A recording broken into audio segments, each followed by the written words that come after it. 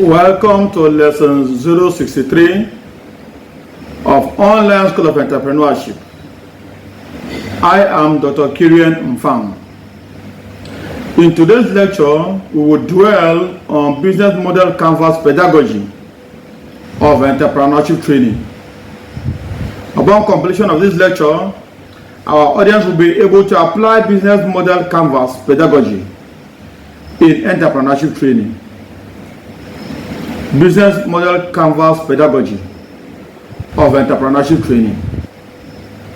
The business model canvas outlined by Osterwalder and Pigua 2010 consists of 9 basic building blocks needed when creating value to external stakeholders. That is, in the business model canvas pedagogy, there are 9 blocks that are required in the value creation process. This could be viewed as a simple checklist that students can use when planning their value creation attempts, asking them to provide answers to key value creation questions such as: who do you help? How do you help? Who helps you? And what do you do? Now, these 9 basic building blocks of business model canvas pedagogy is a guide that students will use when they are practicing how to create entrepreneurial, business, or economic value. And in doing that, they will focus on who they want to help. That is to say, the problem that they want to solve, the need they have identified that they want to solve, how they are going to solve the problem, or how they are going to address the need, who is going to support them in the course of trying to find a solution to the problem or the need, and what they are supposed to do in order to ensure that create the value. So business model canvas is particularly useful when working in groups, allowing for sketching and discussing around ideas outlined by the team. Again, just like the previous model that we discussed, the business model canvas is also capitalizes on group membership. That is to say, working in group. When as a teacher or a lecturer, when you're using the business model canvas pedagogy to train students on entrepreneurship, there is need for you to encourage group work, because it is when people come together, they can put their minds together, share their differences, bring their experiences together, bring their different competencies together in order to achieve the creation of economic value.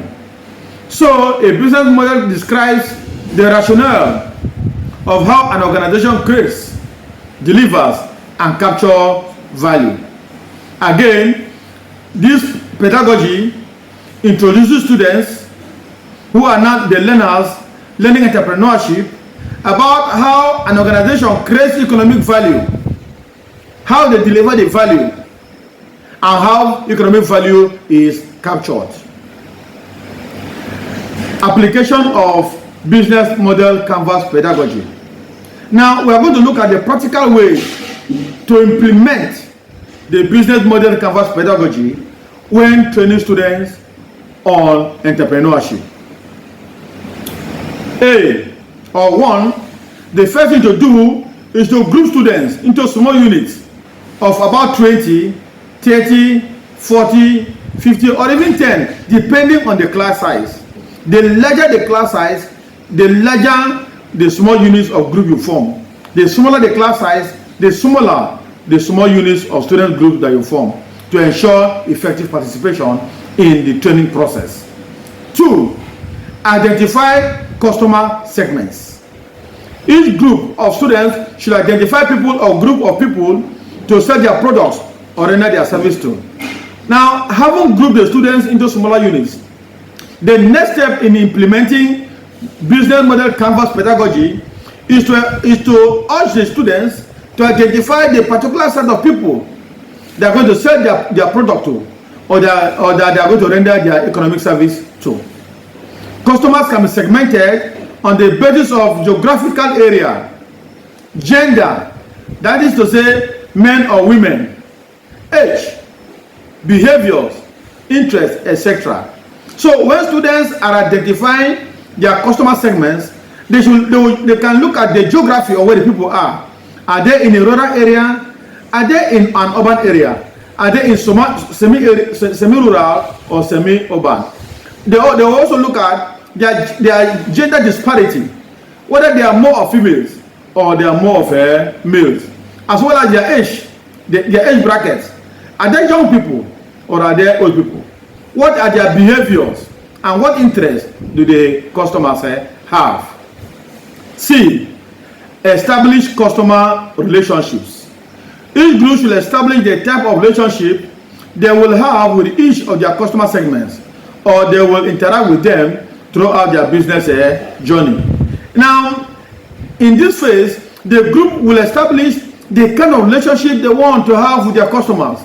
Is it personal assistance, where the group will be to assist their customers directly, or is it dedicated personal assistance, where a team member will be assigned to a customer to give the person support, or is it self-service, where the customer will be allowed to serve his or herself, or is it automated service, or is it online service, or co-creation relationship? Co-creation relationship is where students group partner with another student group in the course of creating economic value.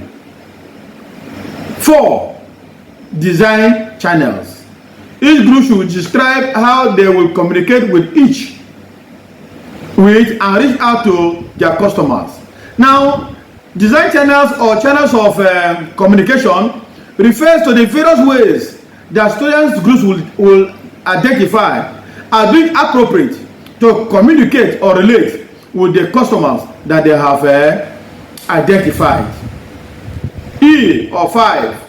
Identify revenue streams. Revenue streams are the sources from which each student group will generate money by selling their product or service to the customers.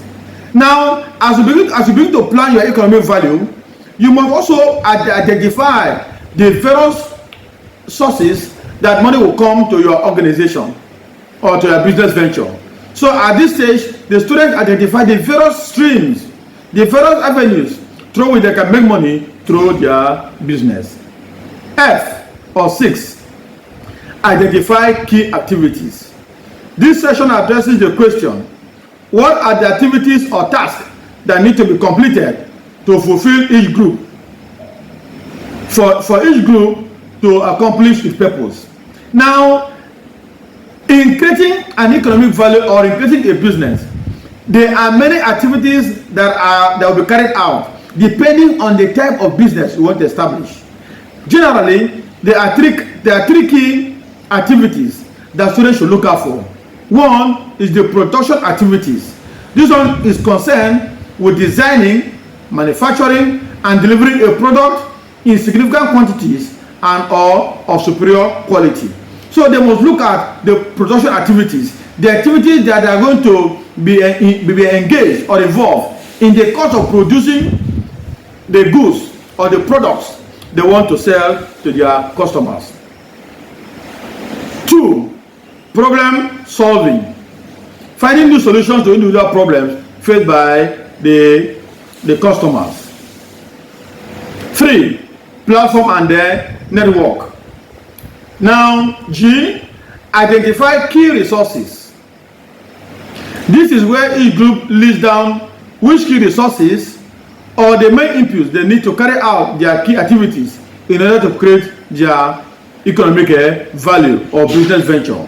Now, after identifying the key activities that you are going to pass through to implement or to ensure that your business is established, the next thing is to look at the key resources you need in the various levels of activities, like the production activity, problem solving, platform or network. Now, there are many resources that are needed in order to address the various key activities that are needed to produce a product or to render service. The key resources include human resources, financial resources, intellectual resources. Now, intellectual resources will come in the form of branding. The brand you want to to design for your business. The patents, that is the rights and the copyright rights. Then physical resources, including equipment, stock, building, etc. H. Identify key partners. At this stage, the students or the student group identify external stakeholders that will be willing to partner with them. That is to say, those that they are going to supply their goods to, so that they can help them in distribution and sales. I. Identify cost structure. Each group should identify all the costs associated with operating their business model before you start venturing into a business venture. It is critical that you look at the cost structure. How are you going to fund the business? Is it through borrowed funds, or is it through funds that are owned by you or the group? So it is important we look at the cost structure. J. State value proposition. This is the building block that is at the heart of the business model canvas, and it represents a unique solution that is in form of a product or service for a problem faced by a customer segment, or that creates value for the customer segment. Now, this is where we identify and state the business venture we want to establish. It is important because it is going to be the driving force that will lead you at the eventual implementation of the value you are going to create. In the course of this lecture, and in line with our instructional objectives, we were able to discuss how to apply business model canvas pedagogy in entrepreneurship training. Please support us by 1. Following us on our Facebook page, Online School of Entrepreneurship. 2. Subscribing to our YouTube channel, Entrepreneurship Teacher. And 3. Liking, commenting, and sharing our posts. Thank you, and see you in our next lecture.